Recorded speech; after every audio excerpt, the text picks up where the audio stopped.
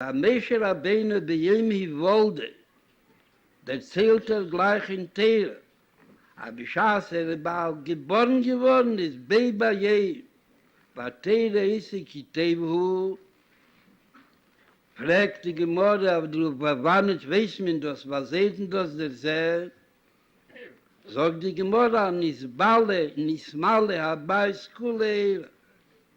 Das ist aber jemi wolde, Fabris Mille, Far Kris Hashem, Kfar keine in Jonim, Berego Arishein, Shiotzer Loela. Was ist das, die Scheiches, was mit dem Sein nördlich von Topfschien Mem Hei? Hat der alte Rebbe gesagt in Tanja, aber jeder ried nicht da Meshe. Und nicht, ist dann beim Da, und zatzket sich mit ihm, und hat halt in Teil, וכל העניונים, nur das spielt auf Inyonim von Machshove, Dibur und Meise, von dem Mieden, und peilt es in Asami Nefen, als Machshove, Dibur und Meise werden die Inyonim Meshe, wenn man Milse Sutrese. Bei mir legt sich beim Ob bepasst.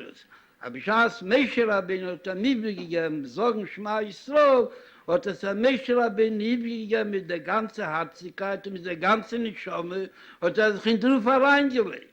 Meshe Rabbeinu sich in den Ruf hereingelegt. Beim Kinchidisch nicht haben gesagt, am Meshe Rabbeinu ist ein Nitzelschele, gefühlt sich bei ihm, meine wenig in sein Hart. Und damals versteht echt bepasst.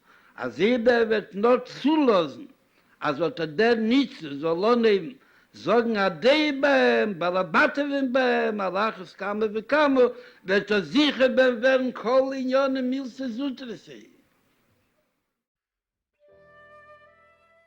Growing up at the Rebbe, it was a natural, instinctive part of your existence. The Rebbe's presence was the entire presence of anything that happened. There was no familiarity. As a result of that connection with the Rebbe, you didn't become familiar with the Rebbe. It just became very connected emotionally with the Rebbe, connected in every way. There was an awesomeness about the Rebbe that even in the youngest age, when you saw the Rebbe, like you stepped back, my initial interaction with the Rebbe had nothing to do with understanding the Sichos. Sometimes the Rebbe would speak for many, many hours. When you're 16 and you're listening to like 6 or 7 hours of continuous conversation into various topics, you can kind of slip away. So the content was not the most primary reason for being there. The most important part of the Farbrengen was the dancing, the singing in between. I just wanted to be part of the Rebbe's presence. The Tov Shin Chav Beis. It was the Rebbe's 60th birthday. And a few days before Pesach, and we have to go, the dormitory was closed. We heard it was coming out of labeled Groner that there might be a Farbrengen. Stay around. Worthwhile to stay. So we stayed. The expectation of celebrating with the Rebbe at that time. Can you imagine if you had someone that you cared about more than anybody else in the world, and you were appreciative to that person more than to anyone else in the world, and suddenly he's inviting you to his birthday party. Literally, from a regular point of view, you'd be overwhelmed. That's what it is. But it was not intellectual. You learn in Tanya about having love and fear of Hashem because you have to intellectualize it, and otherwise it's just cold, all these factors. And then there's the hidden love. With the Rebbe, it was a subliminal kind of thing. It's like it was built in. You had this natural feeling. So when you really saw the Rebbe, it didn't create anything.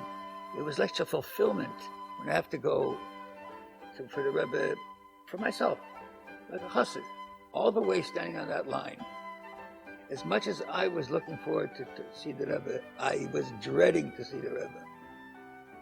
I thought to myself the whole way, he's going to take one look at me, and he's going to see that of all the good things I wrote to him, that I wasted half my time doing nothing.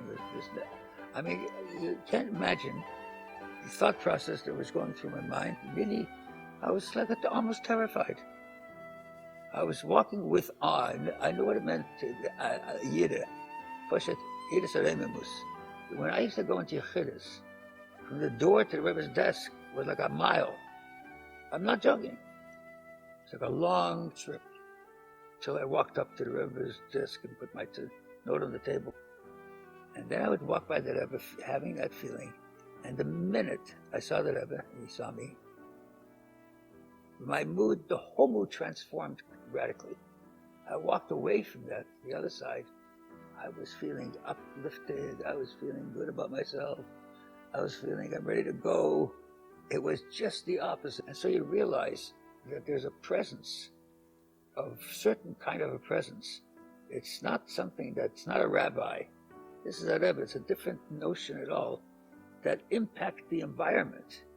He actually impacts the reality around you. The reality around you adjusts itself as a result of that kind of that greatness of that person.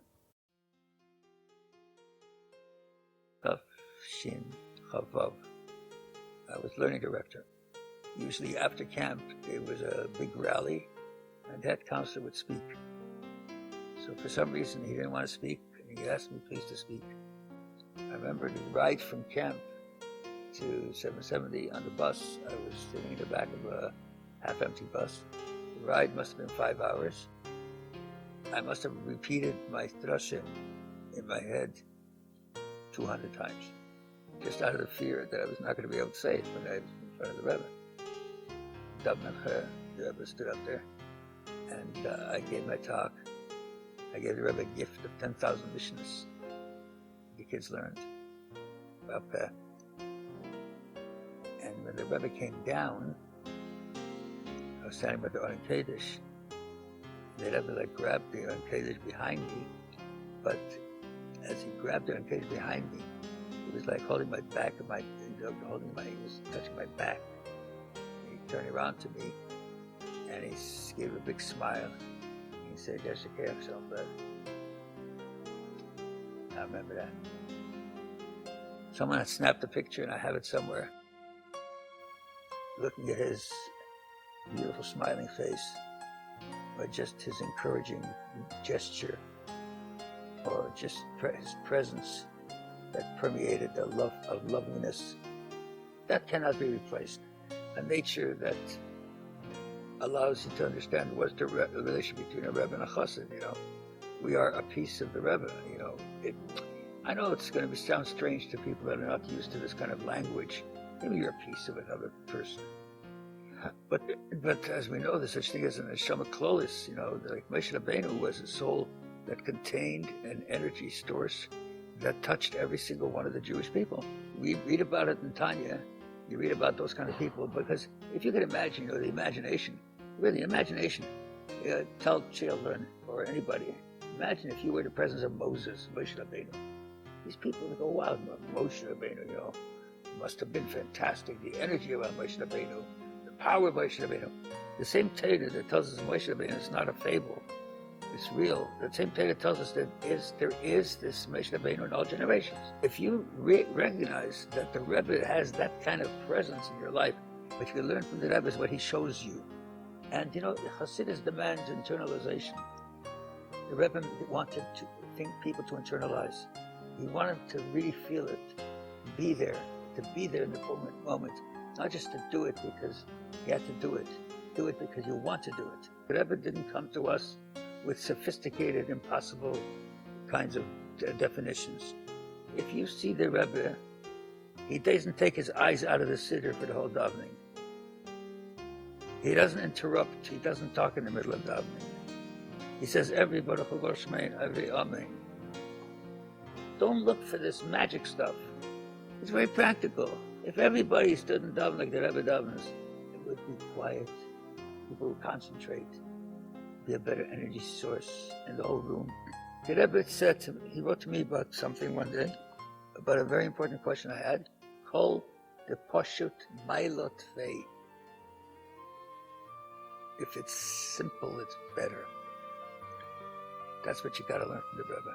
We live in a world that's a very tough place today, and the challenges are very tough. And everybody goes through challenges. You have to stay pretty high level in your consciousness and so forth to be able to withstand what goes on out there. There's no words to explain the ability to have a clarity of vision in a stormy sea with a rudderless ship. And you have someone that has like a beam, sees straight through to the whole process, from beginning to end, and you have clarity and know that it's true.